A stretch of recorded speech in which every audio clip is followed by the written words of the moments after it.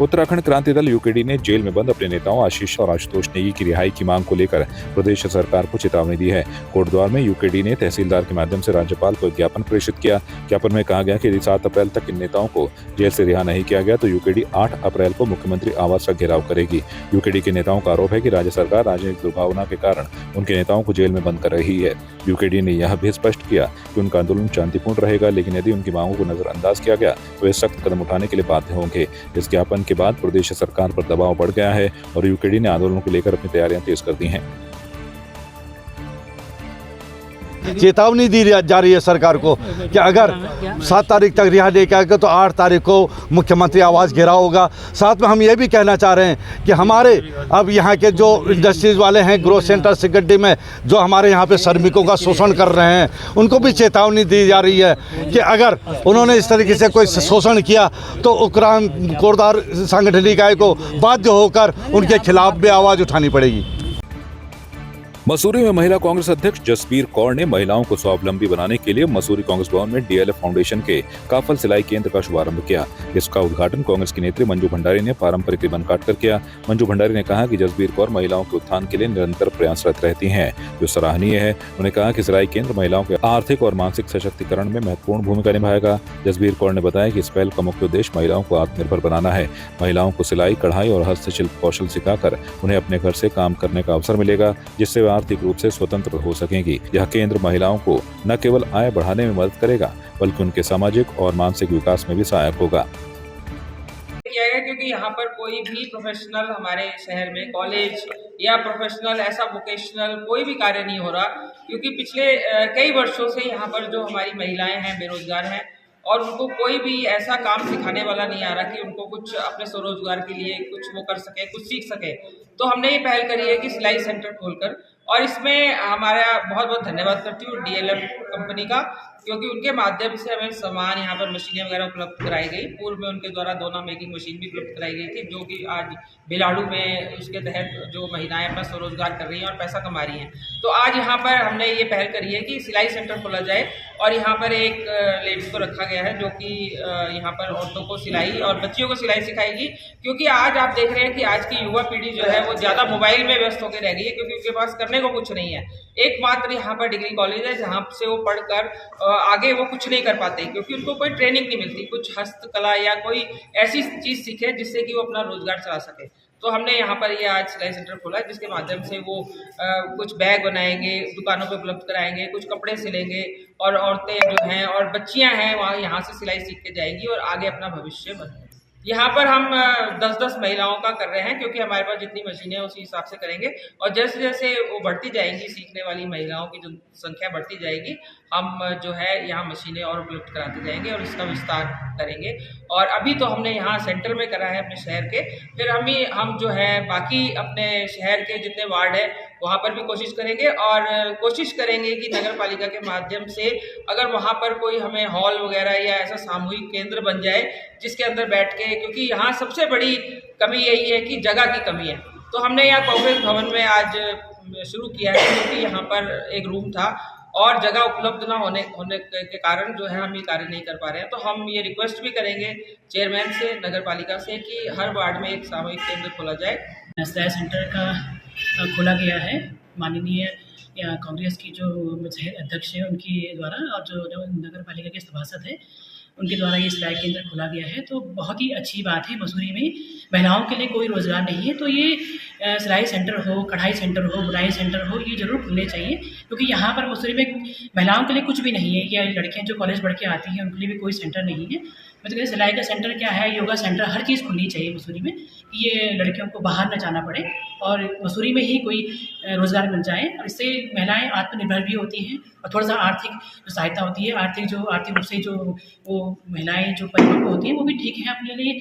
जो हमने भी करा है बचपन में, हमने भी सिलाई करी है, बुनाई करी है, तो ये बहुत खुशी की बात है। और जो यहाँ के जो सभासद हैं उन्होंने ये कार्य शुरू किया है कौर जी ने, तो बहुत बहुत उनको बधाई।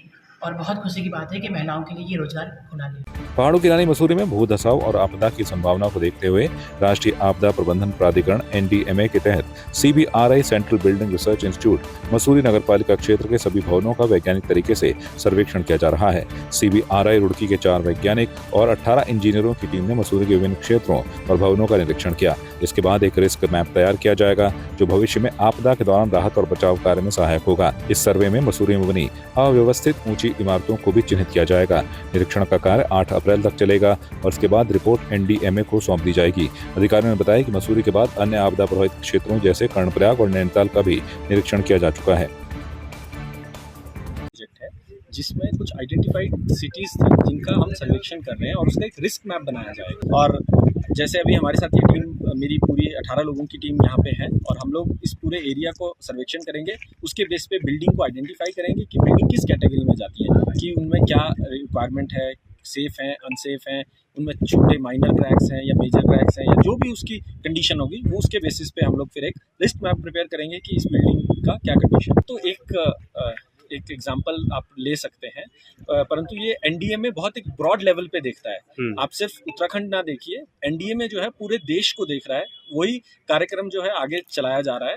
तो जैसे आपके 3 यहाँ पे मसूरी, नैनीताल और कर्णप्रयाग 3 आइडेंटिफाइड सिटीज़ थी, जिसमें से कर्णप्रयाग और नैनीताल का हम सर्वेक्षण कंप्लीट कर चुके हैं और मसूरी एक है। तो उसी तरह से हिमाचल के भी कंडा घाट और शिमला के पास का रीजन, सोलन और सिरमौर के कुछ एरिया हैं, वो आइडेंटिफाई करके इस तरह से ये सर्वेक्षण किया जा रहा है। और इसके बेसिस पे अगर ये एक तरह से आप देखें तो ये पायलट प्रोजेक्ट की तरफ वर्क करेगा।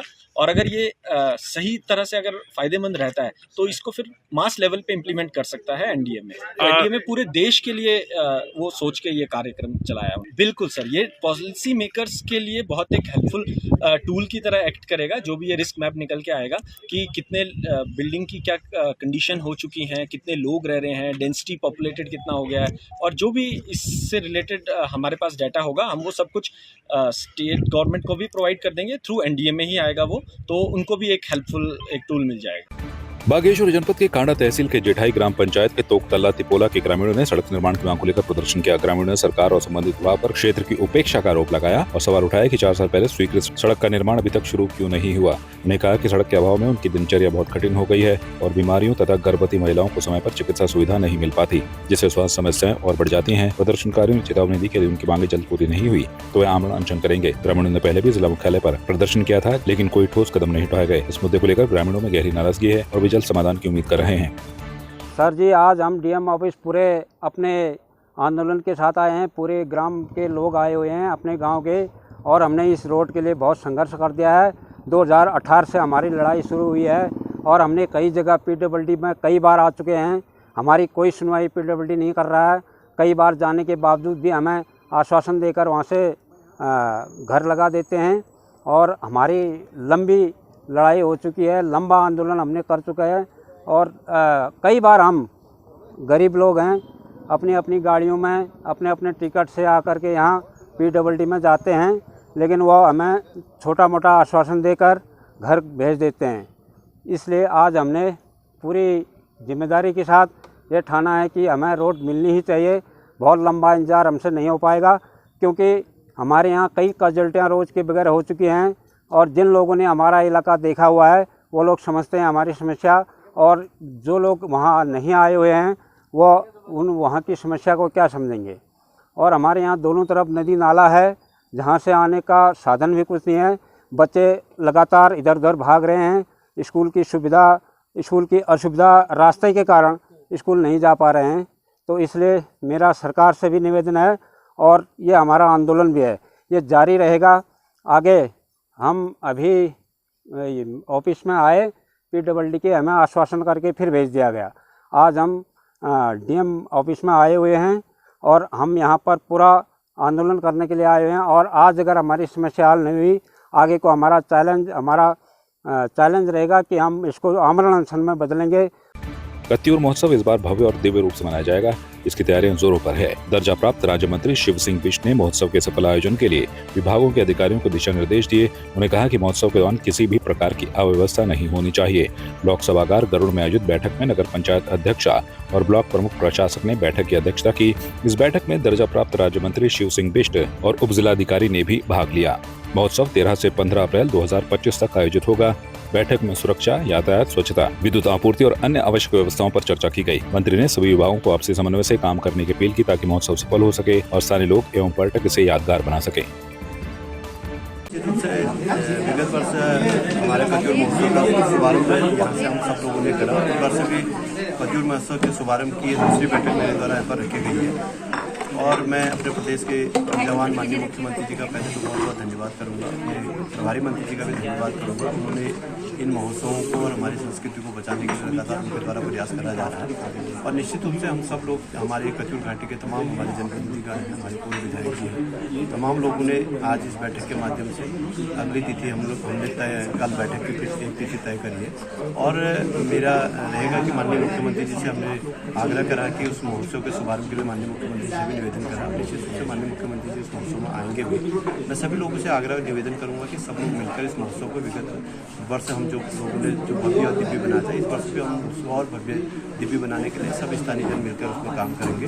सभी लोगों का मैं आज की बैठक में आए सभी लोगों का धन्यवाद भी करूँगा और विशेष रूप से अपने तमाम राजनीतिक दलों के लोगों से भी आग्रह निवेदन करूँगा कि हम सब लोग मिलकर एक भव्य कत्यूर महोत्सव में अपनी अपनी भागीदारी सुनिश्चित करें। आपकी इस पर क्या राय है, हमें कमेंट कर जरूर बताएं।